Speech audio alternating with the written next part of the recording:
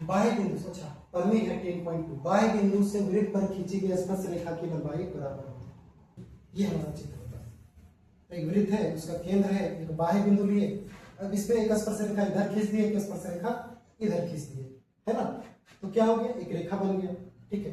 और यहाँ पे एक स्पर्श बिंदु हुआ, एक स्पर्श बिंदु हमारा यहाँ है, तो हमने ये त्रिज्या मिला दिया, ये हमारा त्रिज्या हो गया, ठीक है। तो हमें पूछ रहा है ये दोनों बराबर होती है, तो देखते हैं क्या क्या दिया है, उसके अनुसार काम करेंगे। तो हमारा ओ केंद्र वाला एक वृत्त है ना। तो PQ जो हमारा है, PQ की बात करें, PQ और PR दो स्पर्श रेखाएं हैं, है ना, वो हमारा केंद्र है ना। तो ये स्पर्श बिंदु क्या हो गया, Q और R हमारा स्पर्श बिंदु हो गया। तो दिया क्या है, पहले हम चेक करके दिया है ना। वो केंद्र का एक वृत्त है,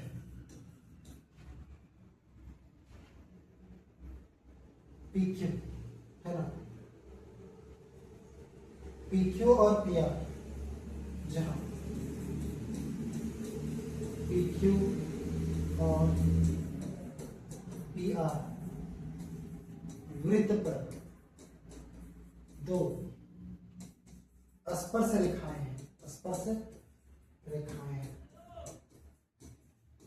ये आपको दिया है। अगर हम बात करें यहाँ पे सिद्ध क्या करना है,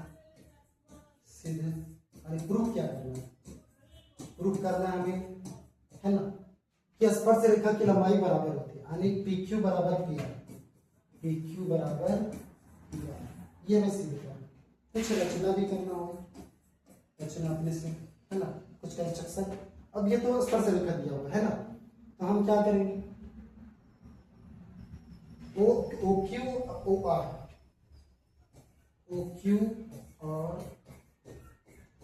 OR वृत्त की त्रिज्या,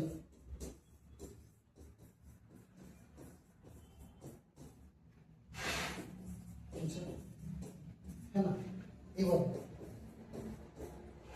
P को O से मिलाया,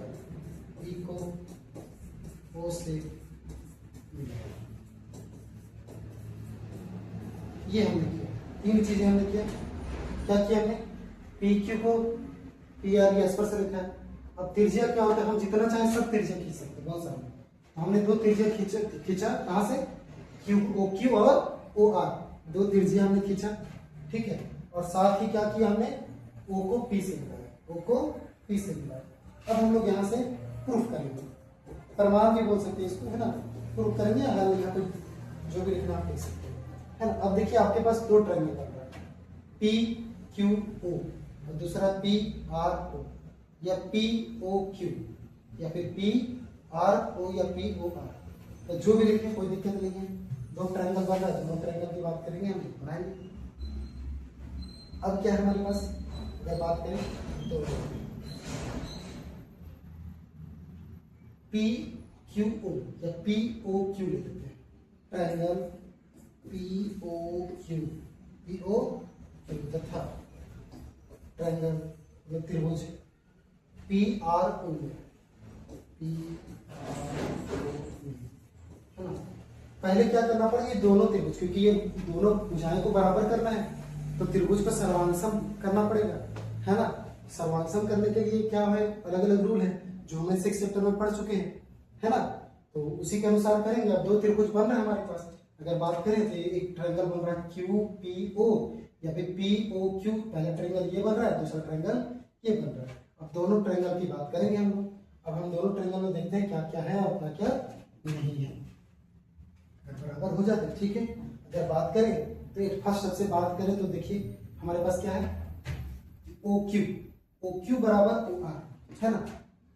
OQ बराबर OR। अभी दोनों बराबर क्यों है, क्योंकि वृत्त की त्रिज्याएं, वृत्त की त्रिज्याएं। अब जान लीजिए कि वृत्त की त्रिज्याएं आपस में हमेशा बराबर होती है। तो OQ और OR क्या, वृत्त की त्रिज्या, एक भुजा बराबर हो गया। दूसरा अगर बात करें तो मान के चलिए यहाँ पे स्पर्श कर रहा है, तो यहाँ पे क्या है, स्पर्श बिंदु बन रहा है। तो ये आपको बता चुके हैं कि स्पर्श रेखा त्रिज्या के साथ लंब होती है, स्पर्श रेखा त्रिज्या के साथ लंब होती है। तो क्यू पे कितना डिग्री कौन बना, 90 डिग्री। इसी तरह आर पे 90 डिग्री बना, तो ये दोनों कोण भी बराबर है।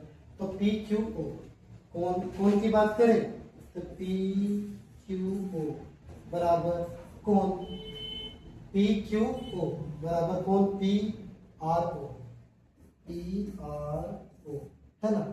इसमें क्या लिख सकते हैं हम, स्पर्श बिंदु स्पर्श रेखा त्रिज्या पर लंब होती है ना। स्पर्श रेखा त्रिज्या पर लंब होती है ना। कारण ये हो गया।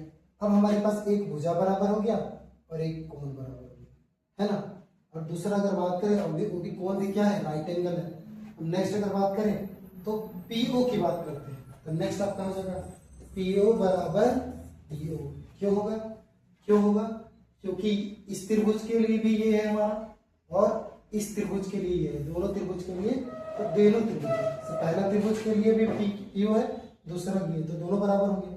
तो अब हमारे पास क्या मिलेगा, तो हम लिख सकते हैं, इसलिए त्रिभुज कौन सा, त्रिभुज हमने लिया है पीओ क्यू, पीओ क्यू। सर्वांशन का साइन ये होता है ना, सर्वांशन का साइन ये होता है। और त्रिभुज हमारा हो जाएगा P R O, P R O. अगर नियम की बात करें तो जगह कम है इसलिए बोल रहे हैं। यहाँ पे क्या है, R H S, R H S सर्वांग समता, सर्वांग समता कसौटी। अभी सर्वांग समता नियम कौन सा है, R H S. R H S का मतलब क्या होता है, आर एच एस का मतलब होता है एक राइट एंगल ट्रायंगल होना चाहिए। तो हमारा क्यू जो है राइट एंगल हो गया, है ना।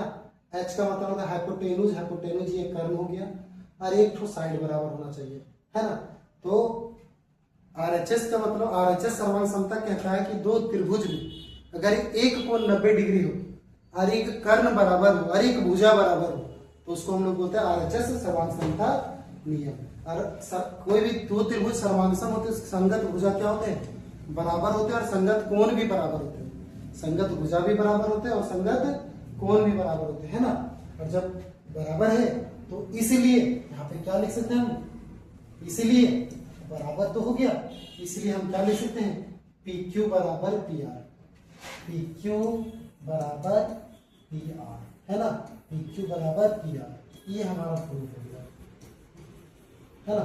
ये हमारा प्रूफ हो गया, ये हमारा प्रमेय है। तो हमने क्या सीखा, हमने ये सीखा कि वृत्त पर अगर बाह्य बिंदु से दो स्पर्श रेखाएं खींची जाए, और तो वो स्पर्श रेखाएं अगर एक ही बिंदु से किसी वृत्त पर अगर दो स्पर्श रेखाएं खींची जाए तो स्पर्श रेखा की लंबाई क्या होती है, बराबर होती है। और वो हमें प्रूव करके दिखाया है ना। ये बहुत VVI क्वेश्चन है, एग्जाम में बहुत पूछा, PYQ भी है ना। क्या है, PYQ, प्रीवियस ईयर पूछा गया क्वेश्चन है।